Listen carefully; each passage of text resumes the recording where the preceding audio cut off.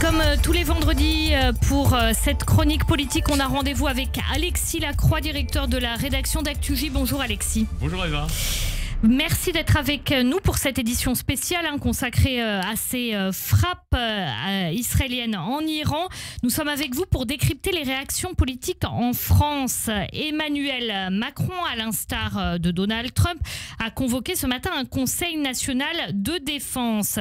Il vient de s'exprimer à ce propos sur X, Twitter. Il dit: la France a plusieurs fois condamné le programme nucléaire iranien en cours et a pris toutes les mesures diplomatiques dans ce sens. La France réaffirme le droit d'Israël à se protéger et à assurer la sécurité. Dans le même temps, il y a aussi systématiquement ces appels à la désescalade. C'est un peu ce qu'on a du mal à comprendre dans la position française, sachant que c'est la plus proche finalement d'Israël au niveau du régime islamique iranien et de la politique à adopter par rapport à son programme nucléaire.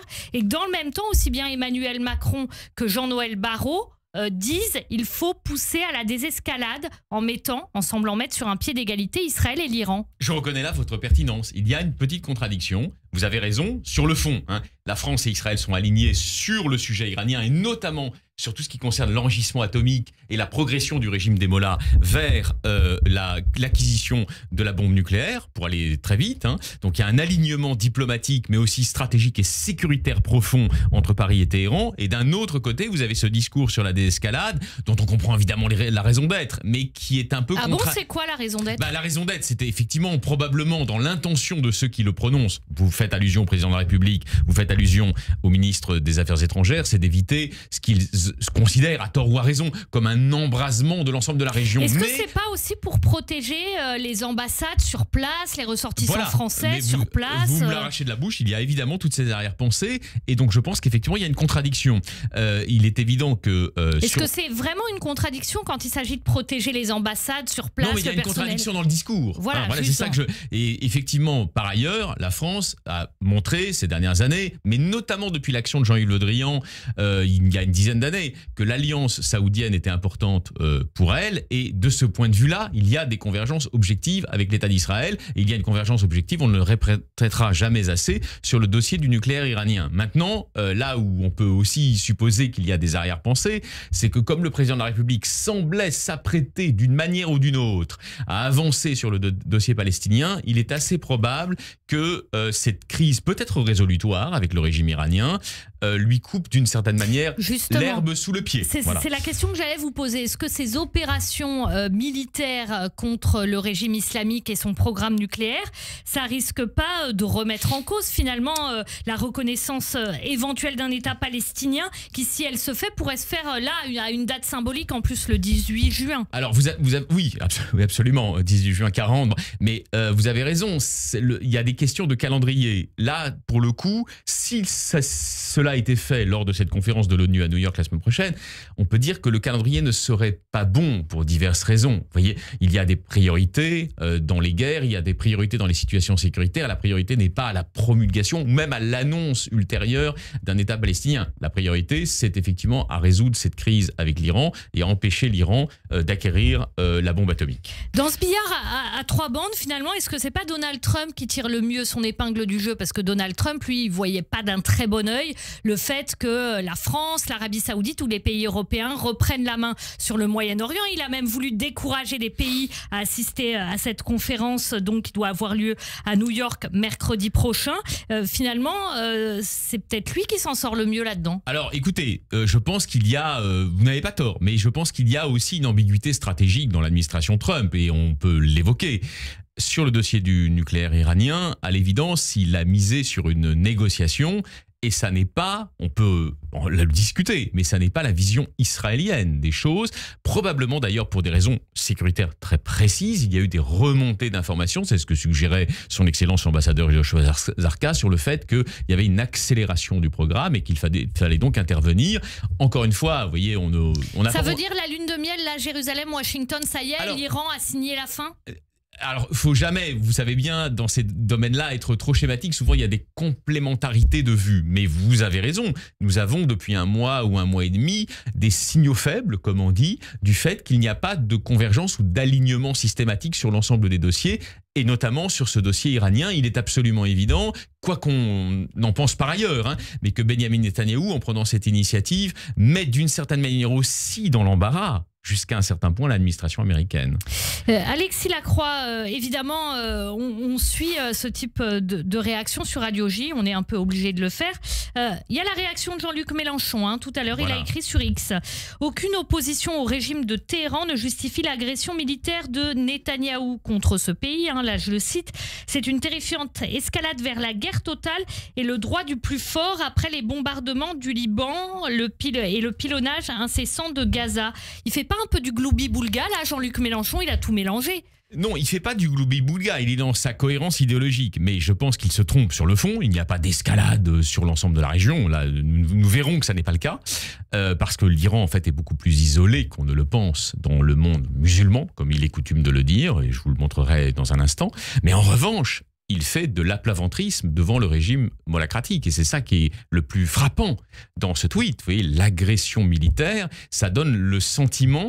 Non mais ça, c'est ses positions habituelles contre Israël. Ça veut dire dès qu'Israël fait quelque chose, c'est mal. Non, mais ça donne le sentiment que c'est presque Israël qui a déclenché les hostilités. Alors même... On l'avait déjà vu à l'époque des opérations contre le Hezbollah. C'est ce qu'on appelle aujourd'hui, vous savez, dans le langage, une inversion accusatoire typique, qui est absolument à l'image, vous avez raison, de ce que la France insoumise est aujourd'hui, mais aussi qui en dit long sur l'incapacité profonde de cette formation politique à décrypter le réel pour ce qu'il est.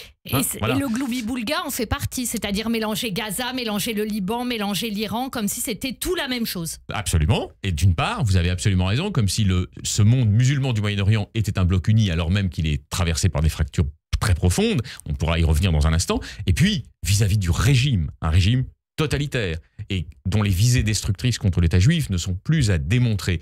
On peut dire qu'effectivement, Jean-Luc Mélenchon montre qu'il est, alors on va dire, au fond un idiot utile, dans le meilleur des cas. Est-ce que ce qui ennuie pas aussi Jean-Luc Mélenchon et dans le pire des cas, un allié objectif. Est-ce que ce qui ennuie pas aussi Jean-Luc Mélenchon, c'est que finalement maintenant toute l'attention est portée sur l'Iran et peut-être un peu moins sur les positions de la France insoumise par rapport à Gaza, sur cette fameuse flottille, celle qu'Israël a appelée le yacht selfie. Là, l'attention est totalement détournée de ça. Ah bah on a changé, si vous voulez qu'on explicite, on a changé de séquence, effectivement.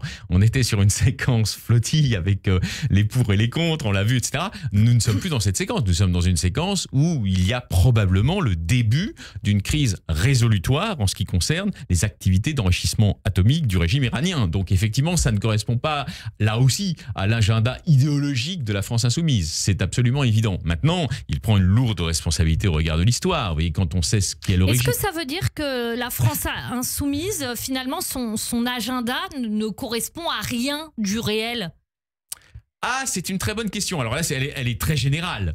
Elle correspond à quelque chose du réel, c'est-à-dire à une société multiculturelle et potentiellement multiconflictuelle. Là, sur le Proche-Orient. Bon, mais alors, vous avez raison. Sur le Proche-Orient, je pense qu'ils n'ont pas d'analyse fine. C'est-à-dire qu'ils n'ont pas saisi que, contrairement à ce qu'ils croient, le monde musulman proche-oriental ou moyen-oriental, si l'on veut, n'est absolument pas un bloc uni. Et d'ailleurs, entre nous, est-ce que la Jordanie, est-ce que l'Arabie Saoudite, est-ce que l'Égypte sont horrifiés par les interventions des Israéliens contre la centrale de Natsant? Non, ils ont même intercepté les drones. Ils sont soulagés. Et donc, effectivement, la France insoumise, de ce point de vue-là, est complètement à côté du réel. Je suis d'accord, elle est à côté de la plaque, pour le dire autrement. Vous voyez dernière question, Alexis Lacroix.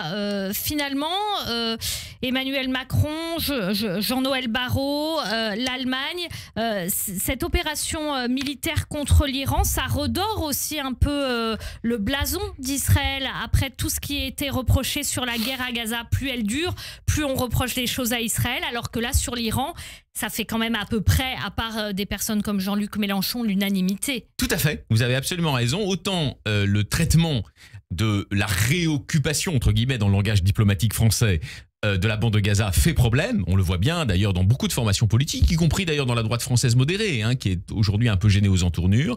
Autant, vous avez raison, cette intervention ciblée contre des activités d'enrichissement atomique et plus largement militaire, civile, iranienne, fait plutôt consensus dans la mesure où, sauf des gens qui sont complètement idéologisés, donc là encore à côté du réel, mais la plupart des experts, la plupart des commentateurs politiques ont pris conscience de la menace potentielle que représente un régime quand même fou, hein, sur le plan du fanatisme idéologique, qui posséderait l'arme nucléaire. Et donc, en réalité, effectivement, il y a une perception assez globale. En France, on le voit bien dans la classe politique, c'est très net, du fait que, en prenant cette initiative, Israël rend d'une certaine manière un service à la communauté des nations libres. Vous voyez, à ce qu'on appelle globalement l'Occident, si vous voulez, hein, mais peut-être même à la paix du monde.